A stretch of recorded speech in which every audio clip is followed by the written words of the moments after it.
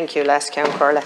Minister, there's a reduction in the availability of accommodation in most tourist attraction areas due mainly to the accommodation being provided as refuge to our Ukrainian visitors.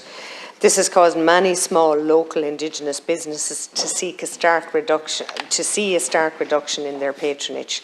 And I'm asking the Minister what provisions her department is taking to introduce financial recompense and supports to the tourism sector for the development of sustainable policies, and if you could let us know. Thank you, Deputy Minister. Thank you. You forgive me, Deputy, when I saw your question in relation to financial reports for sustainable policies, I thought it was about the greening of tourism, but I think you're also within this question referring to possible mitigation measures for the wider tourism ecosystem. In relation to the greening, to the second part, the mitigation measures I have answered with Imelda Munster there, with Deputy Munster, but I'll refer back in relation to the sustainable tourism practices. The department has been undertaking important work to ensure that tourism plays its part in achieving our climate targets. In 2023, I secured additional funding of €3 million for Fáilte Ireland to continue its work in supporting tourism businesses to embrace sustainability. Fáilte Ireland has undertaken a collaborative approach with the Sustainable Energy Authority of Ireland, Uisce Éireann and the Environmental Protection Agency to ensure that tourism businesses are fully briefed and aware of the initiatives and practical supports that are available for different sources. I have met with the SEAI and emphasised the willingness of the tourism sector to play its part in reducing emissions and achieving our climate action goals. It has a wide range of funding measures that are of relevance to the tourism sector. These include a support scheme for energy audits, financial supports towards the installation of heat pumps or biomass, biogas boilers and CHP units, and grant supports towards the purchase of new N1 category electric vehicles.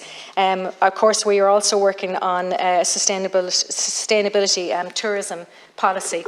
In relation to the second part of your question, as I've said to Deputy Munster, I have raised my concerns with my officials on a senior officials group continuously. I've raised my concerns with Minister Gorman and other colleagues, and I have about the need for potential with these challenges in the wider tourism ecosystem about possible mitigation supports.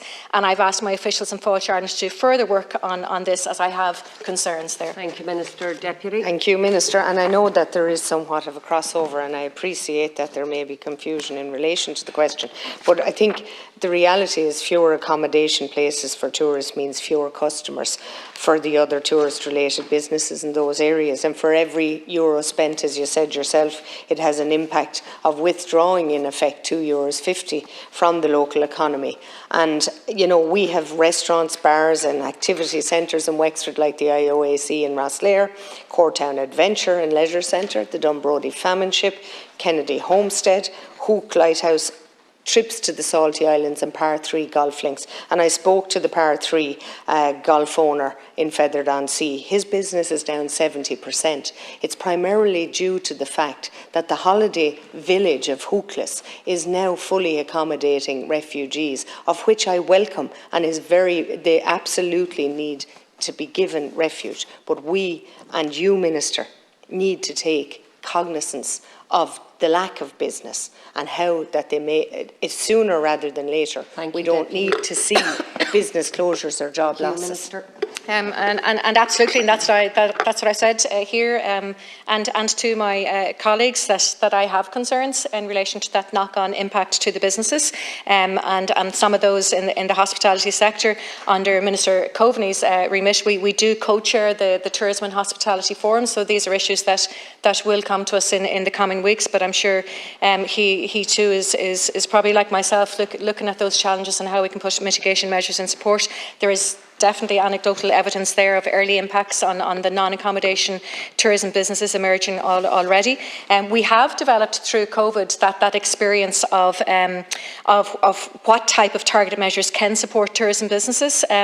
We support them all through COVID and not to let them fail now. And that's why I am very much on top of this and have flagged it consistently with my Cabinet colleagues, and that's why I have a body of work underway.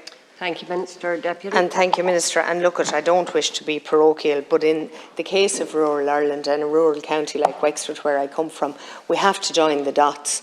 The protest that's occurring in Clare is a build-up of anxiety within communities of the actual impact of housing our refugees and our asylum seekers. Without a doubt, everybody is wondering, will there be a job for their student coming home from college who can't drive because they haven't been able to get a driving test to give them a full licence, and they need somebody with them. So their only hope of work is in their own local community.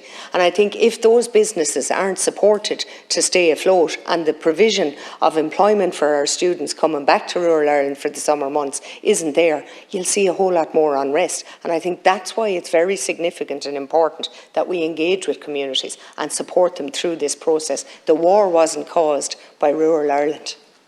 Thank you, Deputy Minister. And again, to commend the communities across the length and breadth of the country who have given that Céad Míle Fáilte to those fleeing from such horrific circumstances. And I would say, while people always have a right to peaceful protest, I do feel those fleeing such horrific circumstances have also very much an equal right to peacefully adapt to their new communities where they're seeking refuge.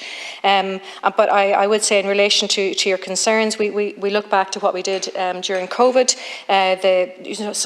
We can look at potential measures like the continuity supports we put in for strategic tourism businesses. That is something we need to look at. If the evidence is clear that there is a loss of tourism footfall in specific areas, and if that's leading to significant reductions in trade and turnover, and as I said, there is anecdotal evidence out there already that is happening. That is my concern. Other levers that could be considered, and it would include rate reliefs and targeted marketing campaigns to help drive additional footfall to the most affected parts of the country. But we are very much aware of this, have my concerns, and there is a body of work underway. Thank you, Minister.